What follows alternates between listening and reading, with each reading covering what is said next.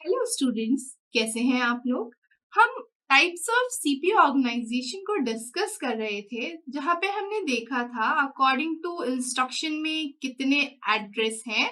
हमने सीपीयू को तीन ऑर्गेनाइजेशन में डिवाइड किया था, जिसमें अब तक हमने सिंगल एक्यूमुलेटर ऑर्गेनाइजेशन, जिसमें कि एक एड्रेस होता है, उसको डिस्कस कर लिया था। और हमने अपने प्रीवियस लेक्चर में जर्नल रजिस्टर ऑर्गेनाइजेशन, जिसमें कि एक इंस्ट्रक्शन में 2 या 3 एड्रेस हो सकते हैं, उसको भी डिस्कस किया था। आज हम सीपीयू ऑर्गेनाइजेशन का थर्ड टाइप डिस्कस करेंगे, जो कि है स्टैक ऑर्गेनाइजेशन।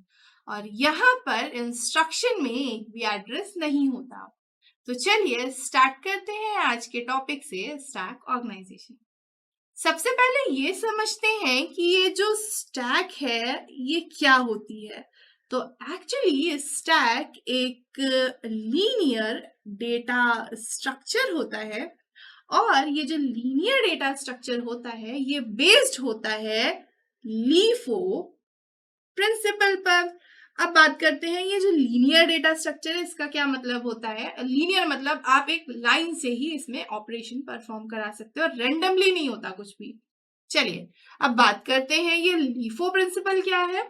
लीफो प्रिंसिपल होता है लास्ट इन फर्स्ट आउट।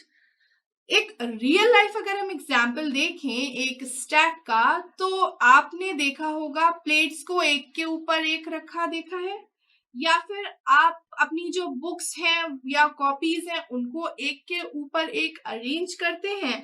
यही हमारा है स्टैक। मतलब यहाँ पर हम एक फाइल बनाते हैं, और जो हमारा एक डेटा है या जो भी हमारी एक चीज है, उसके ऊपर हम नेक्स्ट जो भी हमें रखना होता है वो रखते हैं। फिर उसके बाद ऊपर, उसके ऊपर, कुछ इस तरीके से हमारा जो स्टैक है वो इम्प्लीमेंट होता है। यहाँ पर ये जो लीफो है, इसका मतलब है लास्ट इन फर्स्ट आउट। इसका मतलब क्या हुआ, जो एलिमेंट सबसे आखिरी में रखा है वही एलिमेंट सबसे पहले बाहर निकाला जाता है। तो यहाँ है मेरी एक प्लेट की स्टैक। अब अगर हमें कोई एक प्लेट उठानी होती है, तो हम कहीं बीच से उस प्लेट को नहीं उठाते, हम उसको उठाते हैं जो प्लेट हमने सबसे आखिरी में रखी है। मतलब यहाँ से जो भी प्लेट उठेगी वो ये वाली होगी, और इसी को हमने अभी रिसेंटली यहाँ पे रखा था। ये है हमारा लीफो प्रिंसिपल। अब यहाँ पर अगर हम स्टैक के ऑपरेशन की बात करते हैं, तो हम स्टैक में जो ऑपरेशन परफॉर्म करते हैं वो होते हैं पुश, एंड जो सेकंड ऑपरेशन है वो है पॉप। पुश का मतलब होता है स्टैक में डेटा आइटम को इंसर्ट करना, मतलब स्टोर करवाना।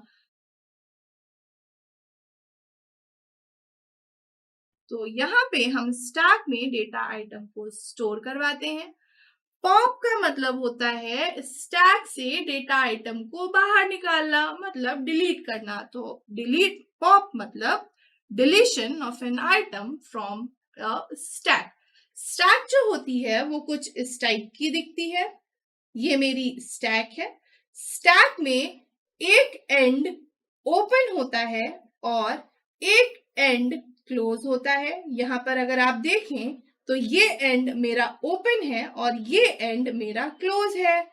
स्टैक में हमेशा जो ऑपरेशन होते हैं, that is push and pop, वो हमेशा ये ओपन एंड से ही होते हैं। मतलब अगर हमें कोई डेटा इंसर्ट करना है, या जिसको हम स्टैक में पुश बोलते हैं, तो वो भी ओपन एंड से होगा। और अगर कोई डेटा पॉप करना है या बाहर निकालना है, डिलीट करना है स्टैक से, तो वो भी इसी एंड से किया जाएगा। अब यहाँ पर हमारे पास एक स्टैक पॉइंटर भी होता है, और ये स्टैक पॉइंटर पॉइंट करता है हमारे सबसे टॉप मोस्ट एलिमेंट को। चलिए अब समझते हैं पुश एंड पॉप को। मान लीजिए हमें एक स्टैक है हमारे पास, ये मेरी एक स्टैक है, इसमें मुझे कुछ डेटा पुश करना है। सपोज मुझे पुश करना है ए को, तो जो स्टैक पॉइंटर है वो फिलहाल यहाँ पर पॉइंट करेगा, मतलब एकदम स्टार्टिंग पोजीशन पे। जब भी हमें डेटा को पुश करना होता है तो हमें स्टैक पॉइंटर को 1 से बढ़ाना होता है। तो हम क्या करेंगे, ये जो स्टैक पॉइंटर मेरा यहाँ पर पॉइंट कर रहा था, हम उसकी वैल्यू 1 से बढ़ाएंगे, डेटा को पुश करेंगे और हमारा यहाँ पे पुश ऑपरेशन कंप्लीट हो जाएगा। फॉर एग्जाम्पल मुझे एक और डेटा यहाँ पे बी स्टैक में एंटर करवाना है। हम करेंगे स्टैक पॉइंटर को 1 से इंक्रीमेंट और हम यहाँ पे एक एलिमेंट जो है वो इंसर्ट कर देंगे। तो इसका मतलब हुआ एक ही एंड से हम क्या कर रहे हैं, डेटा एलिमेंट्स को पुश कर रहे हैं स्टैक में। अब अगर हम बात करते हैं पॉप की, तो पॉप के केस में सबसे पहले जो डिलीट होगा वो होगा बी, क्योंकि अभी हमने जस्ट ये प्रिंसिपल देखा है। तो चलिए पॉप करके देखते हैं। यहाँ पर हमें पॉप करना है तो हम क्या करेंगे, पॉप ऑपरेशन अप्लाई करेंगे और उससे ये जो डेटा है वो हम डेटा रजिस्टर में स्टोर करवा लेंगे।